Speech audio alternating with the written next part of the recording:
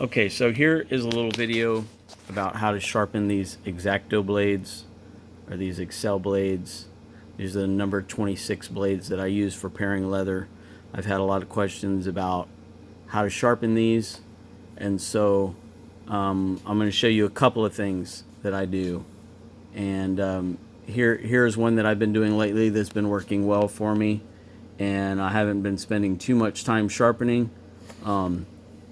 So this is a ceramic stone. This is like a kind of a whitish stone. The top of it looks brown because I think the previous owner was putting some oil on it, but it's a very smooth ceramic stone used for sharpening razor blades. And so just make sure the top of it's kind of clean, and then all I do is there's two bevels on this knife. You can see the main bevel, which is the large part down here where the blade is tapered down, and then there's a small tiny bevel at the bottom where the cutting edge is made. Let me see if I can capture that in the camera. You can see that small tiny bevel at the bottom where it's catching that light. Okay, that is your cutting edge that you're going to want to put at the precise angle so that it's kind of touching flat on your stone here. So what we do is we're gonna face that flat, and we're gonna go away from the cutting edge like that. And we flip it over and then do the other side. Now you can go back and forth like this, and what I do is I roll my fingers like this to get that. And with a little muscle memory, you can kind of get a precise of where to do it every time. And you shouldn't hear any real big grinding sounds or anything like that. It should sound nice, and except for when you go over the edge like that. Should sound nice and smooth. Okay. And you just go back and forth like this. I'd probably do that about 10 times in each direction with a newer blade, and this will not take a lot of your blade off. And then what I'll do after that is I will do this leather strop. This is a piece of MDF board that's basically off of the back of a pad of drawing paper, and this had a pretty smooth finish. You can find these in different textures. Some of them are more rough than others. The smoother the better. And so this one, I've been using it quite a bit already. You can see it's a little scratched up here. But what we do is we just lay a strip of this. I make it about just a little bit longer than the tip of my blade. That way I'm not having to struggle like I was with this to get all of my blade on there. And by the way, this blade is flexible, so what I do is I bend it a little bit whenever I'm doing this sharpening on this blade. Okay, and then on this MDF board, what we're going to do is strop the blade like this, and I'm turning my fingers and flipping the blade like this. Okay, and I'm going back and forth. I'm probably doing about the same, about 10 times in each direction. And then after I'm done doing that, it's usually pretty much razor sharp after that. Now another thing that we can do, I'm going to show you one more thing that we can do, something that I have done in the past.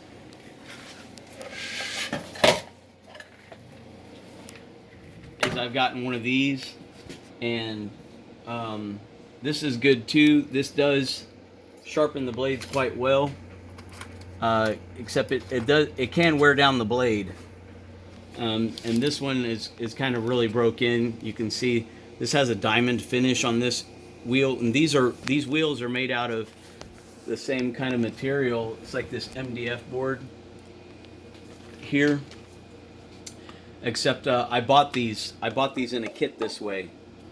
And let me see if I can find this is called Slicing Edge Sharpening System. It's kind of hard to see the sticker there because it's blocked.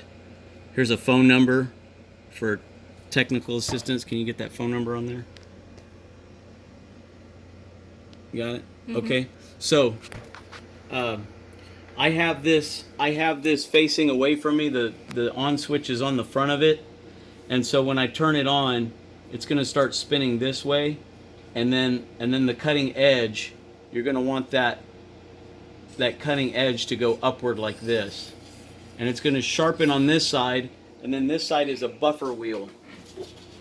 And they send you with a sharpening, this is like some kind of material that they use that you can put on this wheel that helps.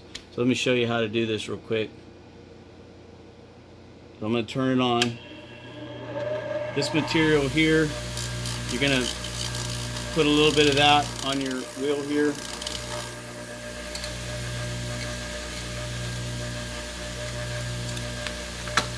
Okay, then what I'm going to do with my blade is just go a couple times like that. This thing's spinning very fast, so you got to be careful. And then I'll do this side, and I'll go to this side, and then back to this side. Maybe just a few times I'll do that. And what you'll see is on the edge of your bevel, it's going to be really hard to capture this in the video, but on the very edge of your cutting edge, you're going to see a bit of a thin ribbon of metal that's going to be very, very thin, and it's going to be consistent all the way from here to here. And so when we're going to do our buffing wheel, you're basically going to take off that little bit of an edge there. And when you go one way, you'll look at it and you're going to see some of it is missing. Go the other side, it's going to take off a little bit more. Go back to the other side, look at your blade again. And now you can see, let me see if I can capture this. Now you can see the edge of it. Come on.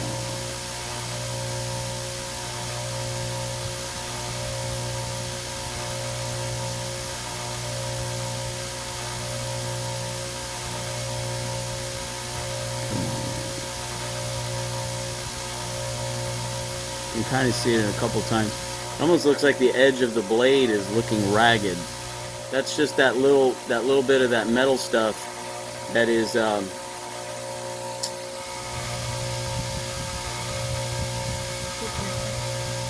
it now. There. You see little tips of it on the edge of that blade. Okay, I'm just going to go over it a couple more times.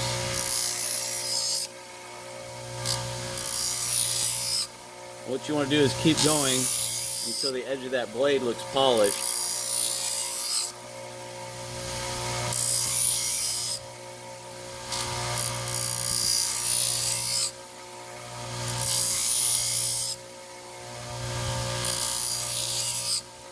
And when you get good at it, it really only takes a minute and you can get a really good edge on the blade. Like I said, the one bad thing about this is it does kind of eat the blades. You can see the tip of this blade is a little bit curved up now, and as you sharpen it and sharpen it, that tip is going to get more and more curved, which I don't like that when I'm tapering the edges of the Bibles. But anyways, I hope this helps you, and happy bookbinding. Thanks for watching. Bye.